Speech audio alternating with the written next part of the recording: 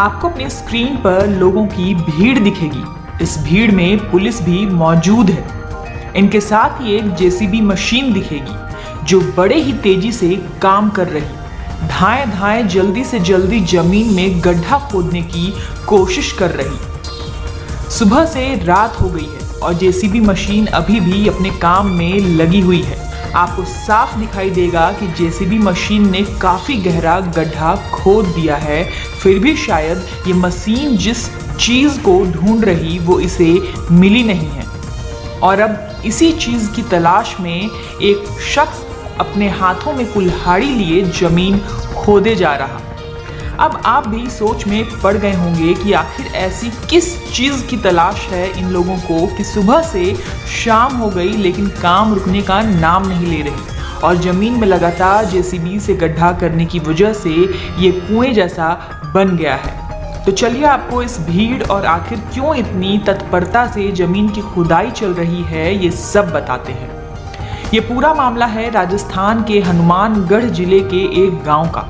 इस गांव में रूपराम अपनी पत्नी के साथ रहता था। रूपराम की उम्र थी 42 साल।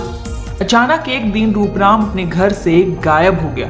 घर वालों को पहले तो लगा कि शायद यहीं कहीं रूपराम गया होगा, लेकिन 3 से 4 दिन गुजर गए, रूपराम का कुछ अता पता नहीं चला। तब रूपराम के परिजनों का माथा ठनका कि आखिर रूपराम ऐसे कहाँ चला गया। रूपराम के घर वालों ने फेसबुक पर रूपराम की फोटो डालकर लोगों से रूपराम के बारे में जानकारी लेने की भी कोशिश की, लेकिन कुछ पता नहीं चला।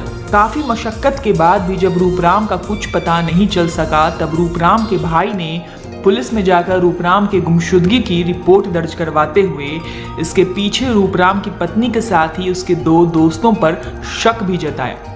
जिसके बाद पुलिस रूपराम के घर पहुंचती है और उसकी पत्नी से पूछताछ करने के लिए उसे अपने साथ थाने ले आती है। शुरुआत में तो रूपराम की पत्नी ने एक शब्द कुछ भी नहीं बताया, लेकिन लगातार और सख्ती से जब पुलिस ने पूछताछ की तब उसने रूपराम की हत्या की बात कबूलते हुए बताया कि रूपराम की लाश उसके घर में जो बाथरूम बन रहा है उसी की टंकी में दफन है। तुरंत पूरी दल बल और जेसीबी मशीन के साथ पुलिस बताए हुए जगह पर पहुंचती है और खुदाई शुरू कर देती है। सुबह से शाम, शाम से रात हो गई और अंततः रूपराम की पत्नी के द्वारा बताए गए जगह से रूपराम की लाश को पुलिस ने बरामद कर लिया। लाश की हालत बेहद खराब थी। लाश बुरी तरह से सड़ चुकी थी। लाश को पुलिस ने पोस्टमार्टम के लिए भेज दिया है और रूपराम की पत्नी, जिसका नाम अंजू है, उससे लगातार पूछताछ कर रही है और ये जानने की कोशिश कर रही है कि आखिर उसने रूपराम की हत्या की क्यों, इसमें और कितने लोग शामिल हैं। आपको बता दें कि रूपराम की शादी आज से 25 साल पहले हुई थी और इन्हें 2 बच्चे भी हैं।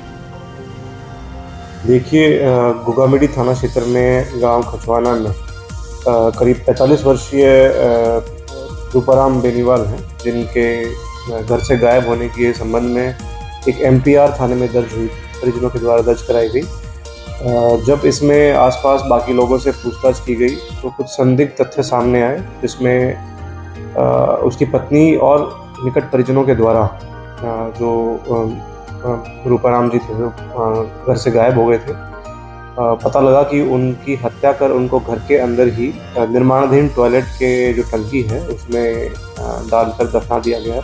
अभी प्रारंभिक पूछताछ के दौरान जो आरोपी हैं उनके द्वारा घटना स्वीकृत की गई है। इसमें जो एफआईआर दर्ज कराई गई है उसमें जो मृतक है उसकी पत्नी, उसके पुत्र, उसकी सासू माँ और कुछ निकट संबंधियों के नाम इसमें दिए गए हैं, जिनको अभी डिटेन कर लिया गया है। उनसे सघन पूछताछ जारी है और जो भी साक्ष्य अवेलेबल होंगे उसके अनुसार विधिक कार्रवाई की जाएगी।